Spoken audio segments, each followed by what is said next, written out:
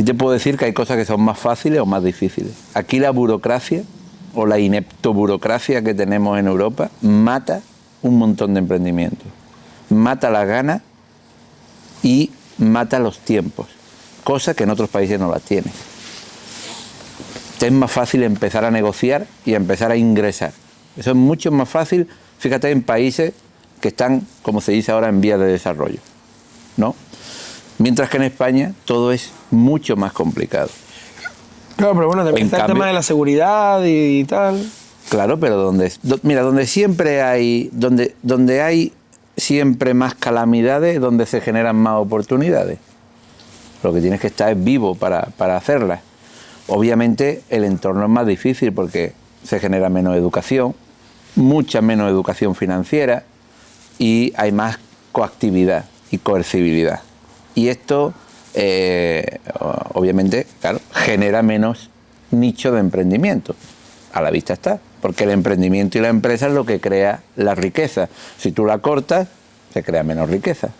Y probablemente sea uno de los grandes motivos por lo que muchísimos países no tienen o no afrontan esa riqueza, porque no tienen un nicho de emprendimiento o de empresa que sea favorable y que después determine el rumbo de esos países. Pero también entra factores como la seguridad jurídica, los gobernantes, tal.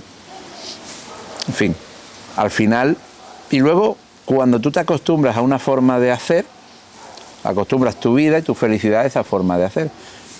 Por eso el alzamiento de líderes potentes ahora en muchos países del mundo. Porque al final la gente necesita a alguien que lo guíe. Porque en el fondo somos borregos.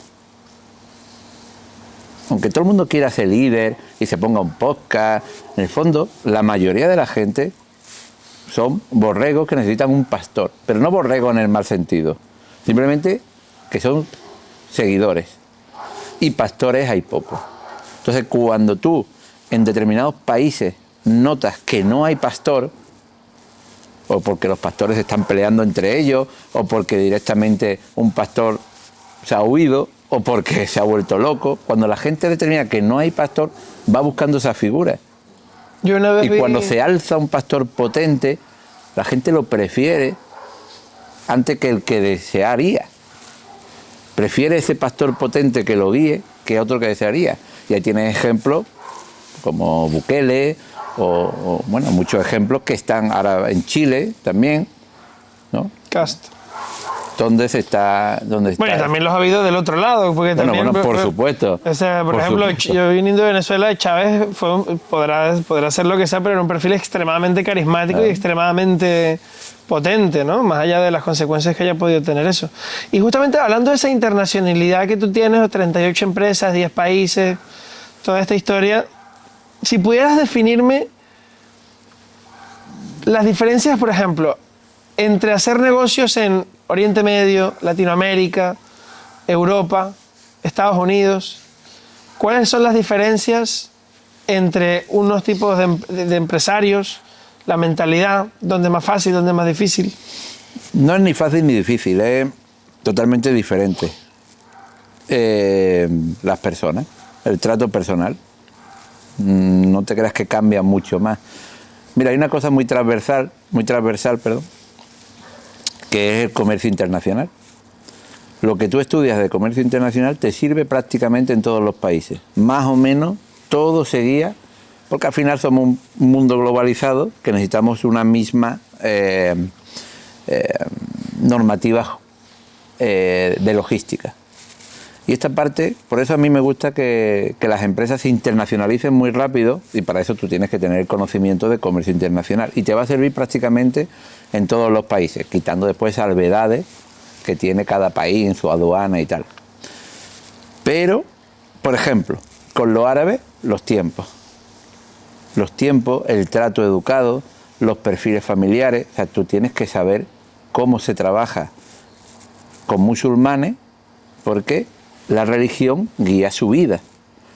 Entonces tú tienes que saber un poco cómo lleva la vida un musulmán, qué es lo más importante para él, y esto afecta muchísimo a los negocios. Cuando tú esa parte la controlas más o menos, te es mucho más fácil, ¿no? Entrar en la cabeza, en la familia y en la parte más personal, porque muchos negocios se hacen con sentimiento en muchos de estos países. Por ejemplo, en el África Negra... Y antes de que sigas con el África Negra, ¿y qué es lo más difícil de hacer negocios con un árabe, por ejemplo? Para ti, viniendo donde tú vienes, con la cultura que tú tienes. Bueno, nosotros tenemos una cultura más acelerada, entonces lo más difícil es adaptarte a sus tiempos. Ellos manejan el tiempo. De hecho, cuando tú entras en la parte... O sea, cuando hablamos de África, la parte, digamos, del Magreb y el África Negra o el África media, ¿no? Subsahariana. Sí, subsahariana, ¿no? Podemos hablarlo así. En la parte del Magreb, los tiempos y la religión son súper importantes. Con lo cual, esto es un condicionante diferente al de el África subsahariana, que ahí es determinante el tiempo y hablar con la persona adecuada. Si no hablas con la persona adecuada, da igual que estés allí un mes, 2 meses, no vas a conseguir nada. O sea, que hay un tema con las jerarquías de poder, o sea... Tema total, total. Pero es que al contrario también. O sea, no sirve de nada que yo, para cerrar un trato en Senegal o en Nigeria, yo mande a mi director X. No van a hablar con él, van a hablar conmigo.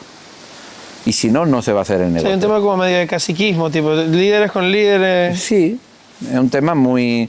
Pero bueno, no te creas tú que en las multinacionales es algo diferente. O sea, si tú eres el director comercial de tu empresa, tú no vas a hablar con el CEO de Nestlé. Nunca. Tú hablas con tu... Pero esto se lleva a un tema familiar o se lleva a un tema más empresarial pequeño en determinados países. Okay.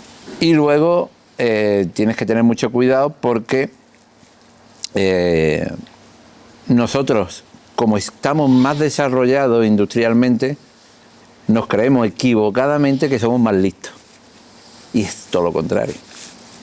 Ellos son muy vivos, muy vivos.